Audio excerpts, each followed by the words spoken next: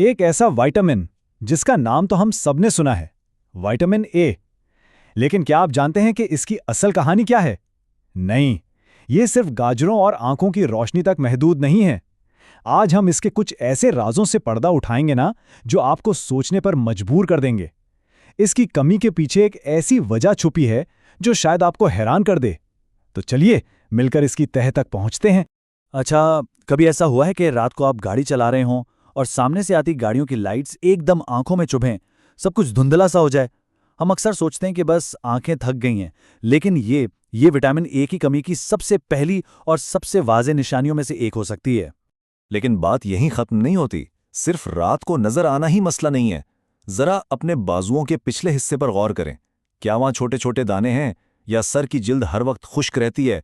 बार बार sinus का मसला या कान में इन्फेक्शन, यहां तक कि आंखों और मुंह का खुश्क रहना, ये सब के सब इसी एक विटामिन की कमी की तरफ इशारे हो सकते हैं। ये छोटी छोटी चीजें ना असल में जिस्म के अंदर किसी बड़ी गड़बड़ का सिग्नल होती हैं। तो आखिर ये विटामिन ए है क्या चीज जो इतने सारे मसले खड़े कर देता है? देखें, ये कोई आम सा विटामिन नहीं है।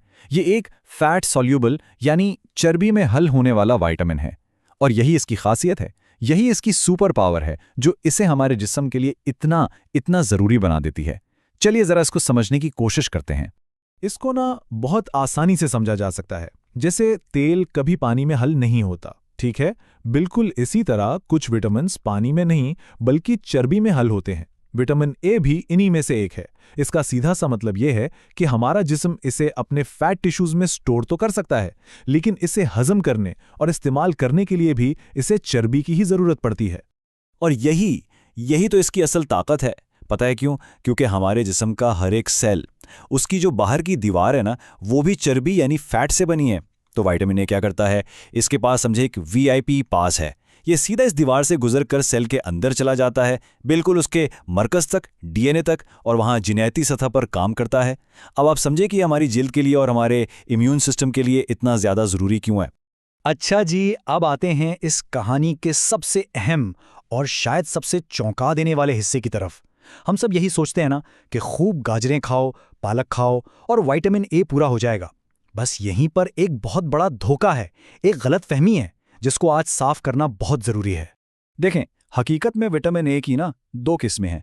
एक है रेटिनॉल, ये है असली ready to use vitamin A, जिसे हमारा जिस्म फौरन इस्तेमाल कर सकता है। ये हमें मिलता है जानवरों से, जैसे कलेजी, मक्खन, अंडे की जर्दी। और दूसरी तरफ है कैरोटीनॉइड्स। ये वो चीज़ है जो हमें पौधों से मिलती है, जैसे गाजर और पालक से। ये समझ लें कि ये विटामिन ए का सिर्फ खाम माल है। ये किचन का सामान है जिसे जिस्म को पहले खुद पकाकर असली विटामिन में बदलना पड़ता है। और अब वो बात जो सारा खेल बदल देगी। आपके ख्याल में हमारा जिस्म पौधों से मिलने वाले इस कच्चे माल का कितना हिस्सा असली विटामिन ए में बदल पाता होगा? 50%? 30? 20? नहीं। जानते हैं कितना? बेहतरीन से बेहतरीन हालात में भी सिर्फ 4 से 6%। जी हां, आपने सही सुना, सिर्फ 4 से 6%। तो इसका सीधा और साफ मतलब यह है कि अगर कोई ये सोचकर सिर्फ सब्जियां खा रहा है कि उसे विटामिन ए मिल रहा है, तो बहुत बहुत ज्यादा इम्कान है कि उसका जिस्म उस विटामिन की शदीद कमी का शिकार है, चाहे वो दिन में किलो भर गाजरें ही क्यों ना खा ले। लेकिन ठहरिए, कहानी यहां भी खत्म नहीं हुई। मान लेते हैं कि कोई शख्स जानवरों से मिलने वाली ग़िज़ाएं भी खा रहा है, मतलब असली विटामिन ए ले रहा है, फिर भी उसे कमी क्यों हो सकती है? अब हम मसले की असल जड़ तक पहुंच रहे हैं, क्योंकि मसला हमेशा ये नहीं होता कि आप क्या खा रहे हैं। मसला ये होता है कि आपका जिस्म उसे जज्ब कितना कर रहा है। और ये वाकई एक हैरानकुन बात है ना, कि लोग सही चीज़ें खा रहे हैं फिर भी उनके जिस्म में कमी है। क्यों? वजह बहुत सादा है। विटामिन को मुंह में डालना तो सिर्फ पहला कदम है, असल खेल तो उसे हजम करके जिस्म का हिस्सा बनाना है। इसके पीछे ना दो बड़े मुजरिम छुपे हो सकते हैं। पहला, आपके गट यानी आंतों की खराब सेहत। अगर बहुत ज़्यादा एंटीबायोटिक्स का इस्तेमाल हुआ है या कोई और आंतों का मसला है, तो विटामिन को जब्त करने की सलाहियत तकरीबन ख़त्म हो जाती है। और दूसरा मुजरिम, एक ऐसी चीज़ जिसे अक्सर लोग नज़रअंदाज कर देते हैं, वो है बाइल, जिसे हम सफरा भी कहते हैं। बाइल को ना एक चाबी समझें। ये विटामिन ए के ताले को खोलने वाली चाबी है।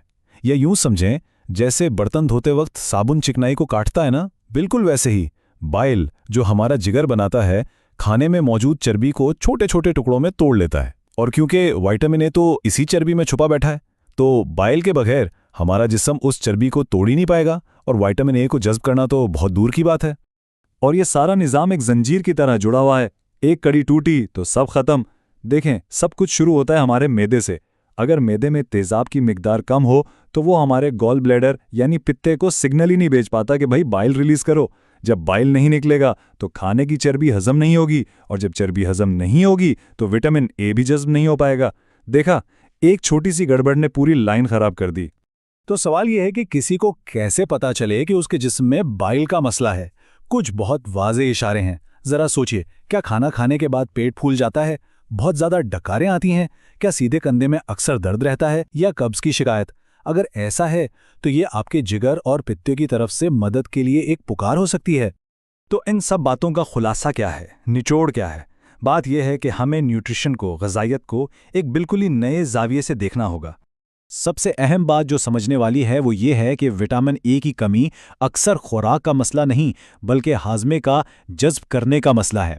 इसका हल ज़्यादा गाजरें खाना नहीं है। इसका हल अपने हाजमे के निज़ाम को ठीक करने में है, अपनी जिगर की सेहत का ख्याल रखने में है, और इस बात को यकीनी बनाने में है कि बाइल ठीक से बन रहा है।